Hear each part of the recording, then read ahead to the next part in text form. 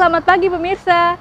Berita Padang hadir kembali hari ini bersama saya Adini dan sejumlah informasi telah kami siapkan untuk Anda. Berikut selengkapnya.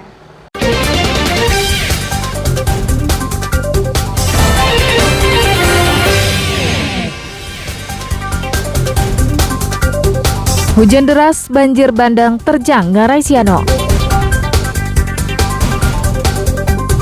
Residivis edarkan ganja tak jauh dari kantor polisi.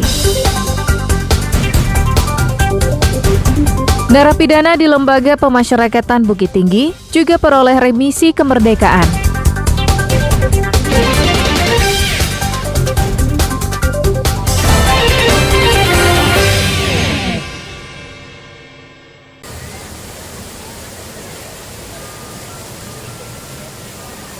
Banjir bandang kembali terjadi di Ngarai Siano, Bukit Tinggi. Luapan air yang membawa material nyaris menenggelamkan jembatan penghubung antara Bukit Tinggi dan Agam. Seminggu lalu, daerah hulu Ngarai Siano, tepatnya di kawasan Ngarai Kalong, terban dan menutup aliran sungai Batang Siano. Air pun menggenang menutup dasar Ngarai Siano seperti danau buatan, dengan panjang sekitar 200 meter dan lebar yang bervariasi, dari 10 meter hingga 30 meter. Sedangkan ketinggian airnya hampir 15 meter. Senin siang, karena hujan deras di daerah hulu, menyebabkan volume air kian bertambah. Maka tanah yang terban itu tak sanggup menahannya dan jebol. Ada hujan di hulu, tepatnya di Nagari, Lubua, Tabek, Sarojo, di mana dua arah bukit yang saling jatuh, sehingganya menutup arus aliran sungai. Sehingganya debit runtuhannya cukup tinggi dan besar, mengakibatkan arus tersumbat, sehingganya genangan airnya cukup besar, sehingga mengakibatkan dorongan yang cukup kuat, dan tanggul itu dibawa oleh arus air sampai ke bawah. Menurut petugas Balai Sungai Sumatera Timur, tanah terban yang jebol itu belum menyentuh dasar sungai dan masih menyisakan ketinggian 5 meter dari permukaan sungai. Kondisi ini sangat mengkhawatirkan karena banjir bandang dalam skala yang lebih besar bisa saja terjadi sewaktu-waktu. Tak hanya itu, banjir bandang juga akan menggerus dasar tebing di Ngarai Siano. Yang tadinya tingginya 14 meter, itu sekarang udah mudah-mudahan nanti ya akan berangsur-angsur turun. Artinya tekanan air terhadap badan bendungan alam ini udah berkurang. Ya. Nah, potensi bencana akibat akan timbulnya galudo atau aliran banjir bandang ke bawah juga akan berkurang.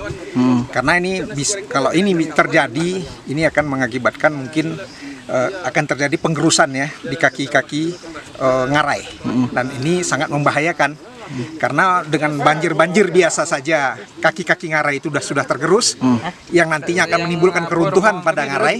Warga berharap hal ini menjadi perhatian serius bagi pemerintah agar bencana yang lebih besar bisa dihindarkan.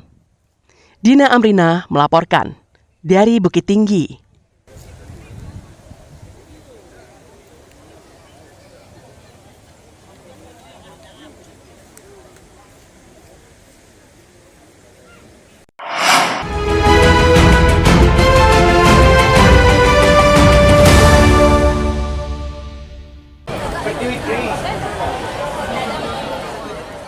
Sebanyak 34 orang siswa sebuah SMA swasta di Padang menerima beasiswa 2 juta rupiah. Mereka lulus seleksi nasional berdasarkan prestasi, sehingga diterima di universitas negeri di Padang dan di Pulau Jawa. Tahun lalu, beasiswa serupa hanya 1 juta rupiah per siswa. Yang lulus SNBP tahun ini juga meningkat dari tahun sebelumnya yang hanya 26 orang. Hilda, salah seorang penerima beasiswa yang lulus di Poltekkes Padang, mengatakan hari demi hari dihabiskannya untuk belajar dan berorganisasi di sekolah. Selain itu, sarana dan prasarana sekolah terbilang lengkap, sehingga memudahkan gadis 17 tahun ini untuk menimba ilmu. Proses belajar dari kelas 10 terus meningkat dari semester 1 sampai semester 5 dengan kita belajar dengan giat, terus rajin, dan jangan lupa kita berorganisasi juga, dan itu tuh membuat nilai kita selalu meningkat dari semester 1 sampai semester 5 Pak. Di Kemenkes Poltekkes Padang, jurusan Sarjana Terapan Kepuratan. Dari sini 2 orang Pak. Terutama lulus Yunan tuh dengan pertama kita itu harus belajar dan giat kan. Di sekolah saya terus belajar dan giat dan memahami pembelajaran. Terus kita harus juga kayak banyak berkonseling sama guru, bertanya gimana sih masuk di perguruan tinggi dan bagaimana mencapai perguruan tinggi tersebut. Lalu dikasih arahan sama guru, terus suruh ambil jurusan ini. Menurut kepala sekolah, pihaknya terus meningkatkan kualitas dan kuantitas para guru agar siswa mudah mencerna setiap materi pelajaran. Alhamdulillah untuk tahun pelajaran 2023-2024, siswa kita yang lulus melalui seleksi rapor atau disebut dengan seleksi nasional berdasarkan prestasi sekarang berjumlah 34 orang. Berarti mengalami kenaikan dari tahun lalu 26 orang, sekarang 34. Dan dominan itu adalah perguruan tinggi yang berada di Kota Padang, yaitu UNAN beserta UNP. Termasuk juga ada beberapa perguruan tinggi negeri yang berada di luar Provinsi Sumatera Barat. Kepala sekolah juga menambahkan, selain pemberian beasiswa kepada siswa, bagi orang tua yang mengalami kesulitan secara finansial, yayasannya akan memberikan potongan sumbangan pembangunan pendidikan, memfasilitasi penerima beasiswa PIP, dan menerima santunan dari Basnas Padang. Robiha melaporkan dari Padang.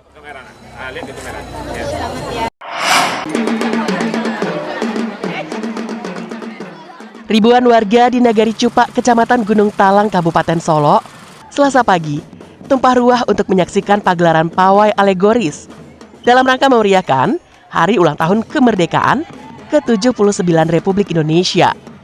Pawai ini diikuti oleh seluruh sekolah dan organisasi kemasyarakatan yang ada di Nagari Cupak. Pawai berlangsung meriah, dimulai dari daerah Jorong Sungai Rotan dan berakhir di Simpang Tugu daerah Cupak itu. Peserta tidak saja menampilkan kebolehan mereka bermain drum band, namun juga diwarnai dengan berbagai atraksi teatrikal yang menggambarkan perjuangan pahlawan terdahulu dalam merebut kemerdekaan. Selain itu, para peserta juga menampilkan berbagai ragam pakaian adat yang ada di Kenagarian Cupak. Khusus Nagari Cupak sangat antusias dengan memeriahkan HUT kemerdekaan yang ke-79 tahun ini. Kalau untuk kapasitas yang sekarang di Nagari Cupak cukup mencakup sekolah-sekolah SD se-Nagari Cupak, SMP, SMA, dan ikut sertakan rombongan PKK Nagari. Alhamdulillah ini tidak pernah terputus, terkecuali ada wabah corona waktu itu memang terputus kegiatan memeriahkan HUT kemerdekaan RI di Nagari Cupak. Cukup meriah. Pelaksanaan pawai yang dilakukan dengan acara arak-arakan ini menempuh jarak lebih kurang 2 km. Garnadi melaporkan dari Kabupaten Solo.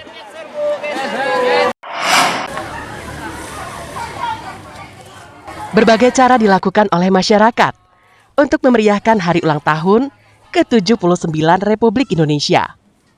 Seperti terlihat di lapangan Balai Gadang, Taekwondo Fighter, Kecamatan Koto Tangah, pada Sabtu pekan lalu.